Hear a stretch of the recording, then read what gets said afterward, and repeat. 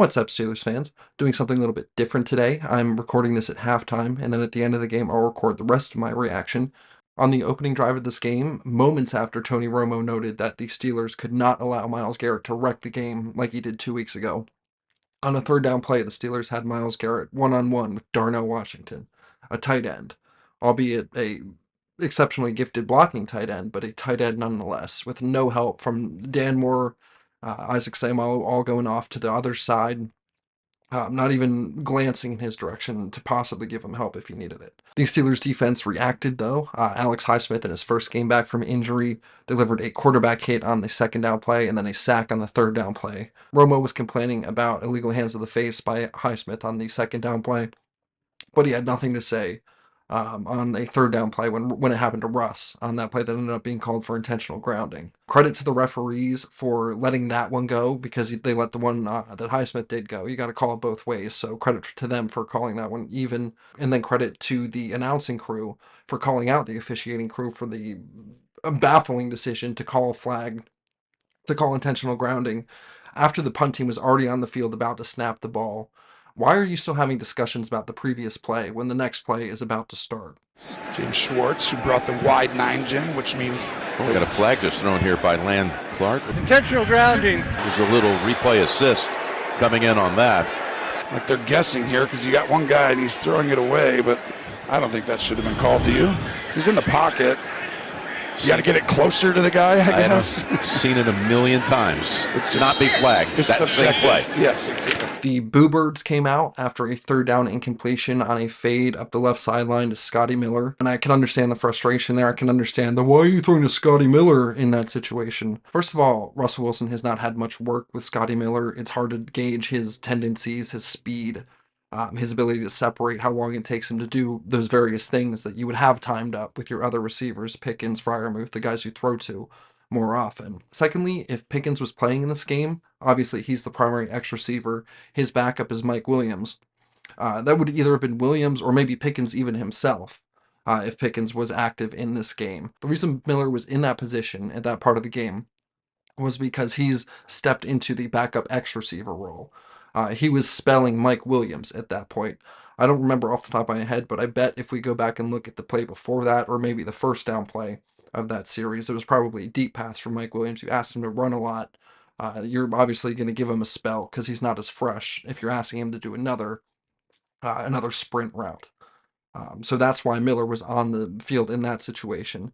As far as Wilson goes, I have to believe that when you're processing as a quarterback, you don't see names or reputations of guys. You just see a very cold, robotic, like the Terminator. You see this readout where you just see X receiver, solo man coverage, throw fade route. You don't have the luxury of the time to think, this guy's just off the inactive list. Should I not pull the trigger to him in this situation? It sucks losing Pickens, but, if you preach the whole next man up thing, you can't be thinking about, oh, I don't want to throw it to this guy in this situation. He's just off the inactive list.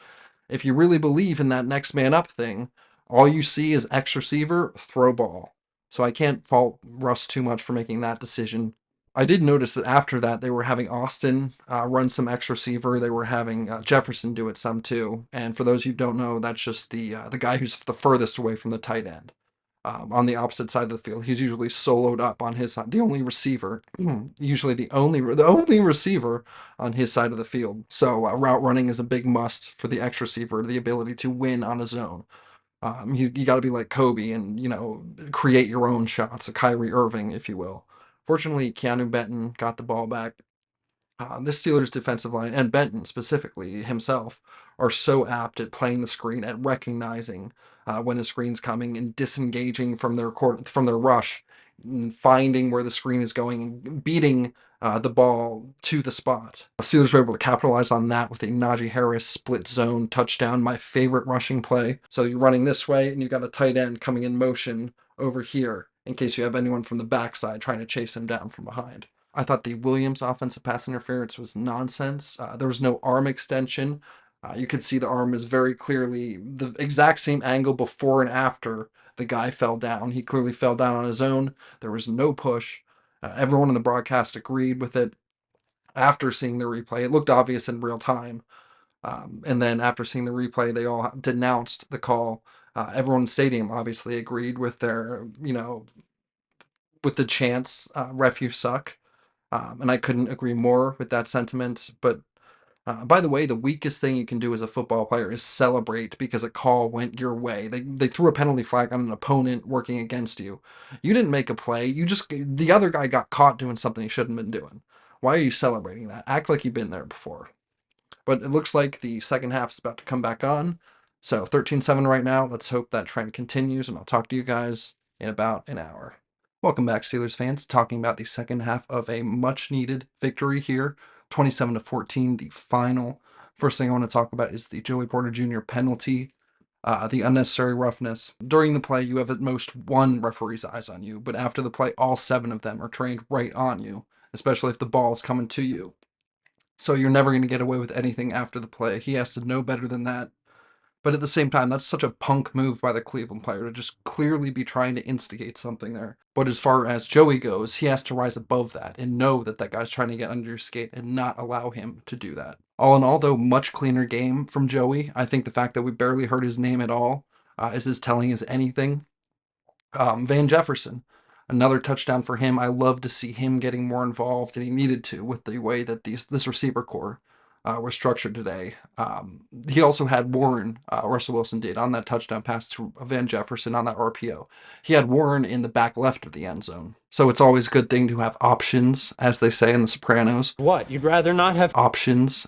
Thank God for choice. Options. Stop your bullshit! Then you got the Roberts 4th down stop. That's just classic hard-nosed football. You let your big men up front for the defense take care of their blockers so that your linebackers can just roam and hunt.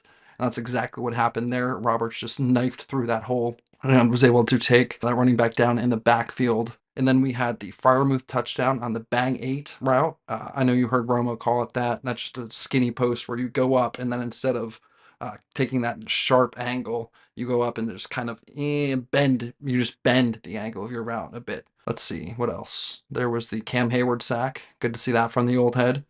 There's the James Pierre interception. Looked like just classic cover 3 on the back end. Maybe a little bit of an overthrow, sailed it on his guy. Ended up in James Pierre's arms. And then Myles Garrett, he had that meaningless fumble recovery and a play where Cordero Patterson was probably filling in for a dinged up Najee. Najee was able to come back for the next drive, but that seemed like a situation where Najee should have been out there trying to leech out the clock, pound the ball. But Najee is one of the safest bets as far as maintaining possession goes, handing it off to him. So curious why he wasn't out there, but was healthy enough to come back out for the next series. Kind of pissed me off seeing the Myles Garrett, the shush after the sack that he had on 3rd down when he thought the Browns were still in this thing. But little did he know, one play later, his punt returner was going to muff a punt and right at the feet of Ben Skoranek, who, by the way, what a tear he's been on these last couple weeks since he was anointed a core special teamer. Great to see that from him. A guy who was just barely sticking on rosters, who wasn't on rosters and was a practice squatter, bounced around. Good to see him getting an actual cup of tea, that cup of tea being extended into an honest lunch.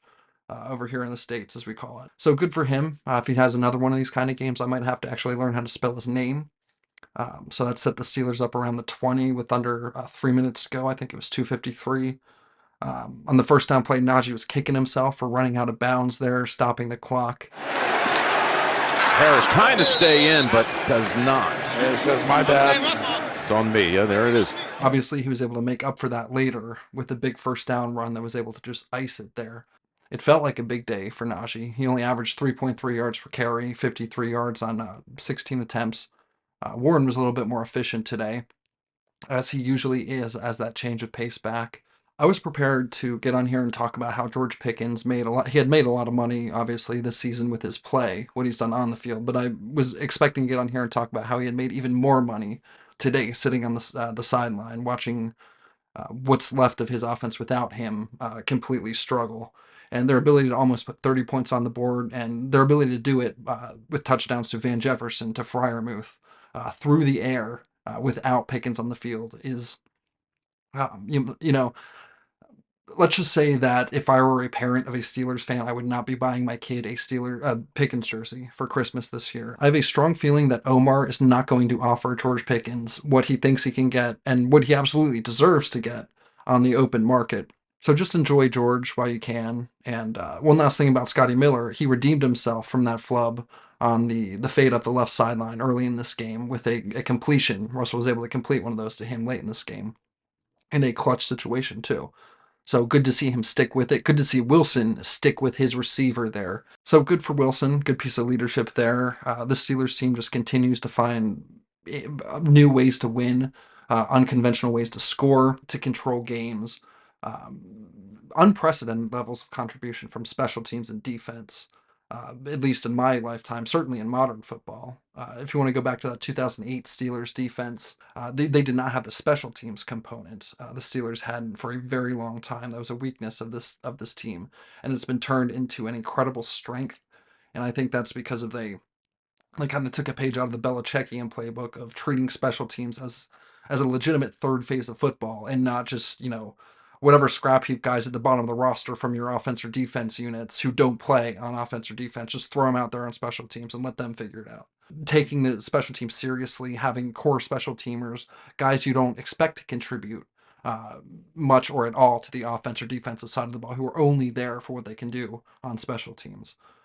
It's a commitment to that phase of the sport that is not common throughout the sport, and it's one of the things that enables Danny Smith, on top of his own genius, to be so successful and to get the recognition that he's getting. And it's always so fun to see, because we've loved him for so long, but to now see national voices like Romo talk about how excited they get to see whenever they cut to him on the sideline, because he's such a character, out of Central Casting for an NFL coach, from Central Catholic and Central Casting. Yeah, nice little piece of levity there from the Romo and Nance crew. So a good win today for the Steelers, one that they needed after the embarrassment in Cleveland 2 weeks ago. And we look forward. We have the Eagles coming up next week, and then the Chiefs after that on Christmas, and then back to the Ravens. Or maybe I switched that last two up. Either way, Murderers Row coming up, and then finish the year against the Bengals, who don't have anything to play for but would love to play spoiler for this team if they can. We will learn a lot about the Steelers team in the next coming weeks towards the end of the season. We'll either feel much better or, like we're right back in the same spot as last year when our playoff game comes around. And I think at this time, we can now officially start planning to play a playoff game. At 10 wins, even if we lose out, I think we will still make the playoffs. I don't think we've officially clinched, but the math would have to break really weird for the Steelers team to miss the playoffs at this point. But again, that's not the goal. That's just a place you have to get to before you can reach the goal. And if it's another one and done year, will we look back at this year as any more of a success than the previous year under Kenny Pickett, where you lose a playoff game to the Bills in not a particularly competitive fashion, or the Chiefs a couple years before that after the T.J. Watt the fumble six, and then completely going away for the rest of that playoff game. If you don't win a playoff game this year, or at least be very competitive in a playoff game, I think all of this regular season stuff, all of this excitement goes away.